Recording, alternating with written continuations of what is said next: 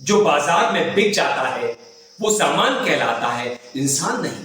क्योंकि इंसान बाजार में बिका नहीं करते, उनकी बोली कोई लगा नहीं सकता, उन्हें कोई खरीद नहीं सकता। खरीदे वही जाते हैं, बिका वही करते हैं जिनके पास ना तो अपना विचार होता है, ना ही विचारधारा नाम की चीज। ऐसे लोगों की बोली वही लोग लगाते हैं जिनके पास अपनी रीढ़ की हड्डी नहीं होती, जिनकी अपनी कोई औकात नहीं होती, जिनका अपना ज़मीर नहीं होता। हाँ, पैसे वाले हो सकते हैं, पोजीशन वाले हो सकते हैं, सत्ताधीश हो सकते हैं, शक्तिवान हो सकते हैं, शक्तिशाली हो सकते हैं। नमस्कार, मैं हूं आपके साथ अरविंद। आप देख रहे हैं मुझे अपने ही मंच अरविंद दिल से। दोस्तों, आजादी के बाद से हमने बड़े बड़ों को बिकते हुए देखा, नौकरशाहों की बोली लगते हुए देखी। अगर ब्यूरोक्रेट्स राजनीतिज्ञों के आगे नहीं झुके होते तो आज भारत सोने की चिड़िया होता। ऐसे तमाम ब्यूरोक्रेट्स राजनीति में आए और अच्छा काम भी किया, मगर जो सिस्टम में आ गए और जो पॉलिटिशियंस के चाटुकार बन गए, उन्होंने देश बेचने का काम किया। और धीरे धीरे आजादी के बाद से एक ऐसा नेक्सस बनना शुरू हुआ जिसमें अपराधी, राजनीतिज्ञ और ब्यूरोक्रेट्स यानी सिस्टम शामिल था। उसके बाद हमारा देश गट में जाता हुआ दिखाई दिया। और बीते 10 सालों में मोदी के दौर में जिस तरह से लेटरल एंट्रीज हुई, ऐसे नौकरशाह राजनीति में आए, मोदी की कैबिनेट के सदस्य बने, मंत्री बने, मगर वो खुद को साबित नहीं कर सके। मैं विदेश मंत्री की बात करूं, एस जयशंकर की, पूर्व शहरी मंत्री हरदीप पुरी की जो अभी भी किसी मंत्रालय के मंत्री हैं, और अश्वनी वैष्णव की जो रेल मंत्री हैं, अच्छे खासे फ्लॉप मंत्री हैं। उनके दौर में रेल एक्सीडेंट होते हैं मगर उन्हें शर्म नहीं आती। फिश प्लेट निकाल दी जाती हैं, सिलेंडर पटरियों पर डाल दिए जाते हैं, सिग्नल सिस्टम बार बार फेल होता है, लोग मारे जाते हैं, मगर अश्वनी वैष्णव इस्तीफा नहीं देता। बेशर्मी के साथ हमारे सामने टीवी पर, सोशल मीडिया पर आता है। और मोदी के दौर में इस तरह के लोग तमाम मंत्री बने जिन्हें अपना काम नहीं आता, उन्हें एक ही काम आता है, मोदी जी के सामने सर झुकाना। यहां तक हमारे वाइस प्रेसिडेंट जगदीप धनखड़ इस काम को बखूबी करते हैं। कई बार तो ऐसा लगता है जगदीप हमारे उपराष्ट्रपति जी मोदी के आगे, मोदी के चरणों में कब गिर पड़ेंगे और कब उन्हें उठाना पड़ेगा। सभासदों, माननीय सभापति जी,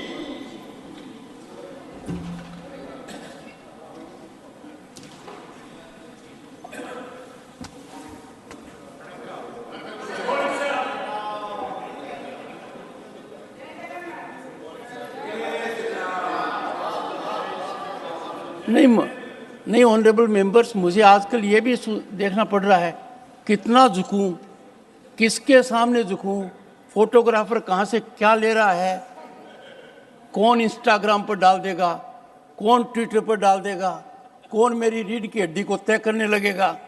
तो मैं बताना चाहता हूँ, झुकना और नमस्कार करना मेरी आदत है।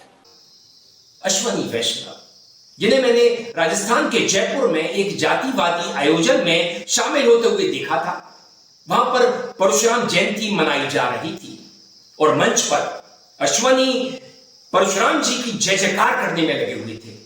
मैं इसे बुरा नहीं मानता, मगर परशुराम जी की जयंती में एक जातिवादी आयोजन में अश्वनी को जाने की क्या जरूरत थी। और अब अश्वनी वैष्णव ने ऐसा कांड किया है, अपने सोशल मीडिया हैंडल एक्स पर साउथ अफ्रीका के देश पेरू की एक शानदार ट्रेन की तस्वीर लगा दी, अपनी किसी वंदे भारत या ऐसी ट्रेन के साथ। ऐसा है, केवल रील बनाने वाले लोग नहीं, हम मेहनत करने वाले लोग हैं, काम करने वाले लोग हैं। आपकी तरह रील बना के दिखाने वाले लोग नहीं, हम समझे ना। बैठो। 1 अगस्त को लोकसभा में विपक्ष के आरोपों का जवाब देते हुए रेल मंत्री अश्वनी वैष्णव ने कहा था कि हम केवल रील बनाने वाले नहीं, काम करने वाले लोग हैं। लेकिन आज उनके इस बयान की बात क्यों हो रही है? बात इसलिए क्योंकि विपक्ष ने एक बार फिर रेल मंत्री अश्वनी वैष्णव को रेलवे की एक रील पर घेरा है, दरअसल 27 सितंबर को वर्ल्ड टूरिज्म डे के मौके पर केंद्रीय मंत्री अश्विनी वैष्णव ने अपने एक्स अकाउंट पर एक वीडियो पोस्ट किया। कैप्शन था वंदे भारत, अमृत भारत और नमो भारत ट्रेन्स की त्रिवेणी। इस वीडियो के 17वें सेकंड पर एक विजुअल था जिसमें पेरू रेल लिखा हुआ था। माने ये विजुअल भारतीय रेलवे का नहीं, साउथ अमेरिका के देश पेरू की ट्रेन का था, जिसे विपक्ष ने नोटिस कर लिया और स्क्रीनशॉट लेकर सोशल मीडिया पर शेयर कर दिया। हालांकि तब तक रेल मंत्री अश्विनी वैष्णव के अकाउंट से ये वीडियो डिलीट हो चुका था। लेकिन अगले दिन यानी 28 सितंबर को सुबह 11:08 पर दोबारा यही वीडियो शेयर किया गया।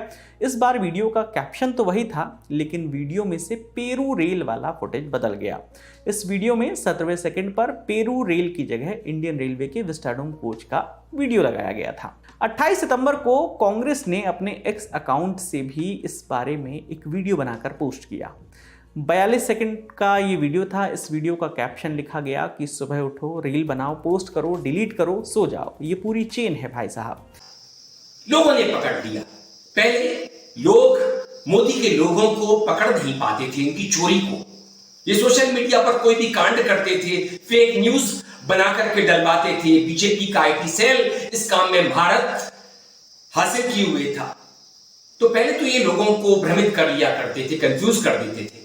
मगर अब देश में बहुत सारे लोग जो अंधभक्त थे, इस अंधभक्ति से बाहर आ चुके हैं, समझने लगे हैं मोदी के लोगों की कारगुजारियों को, इनकी करतूतों को।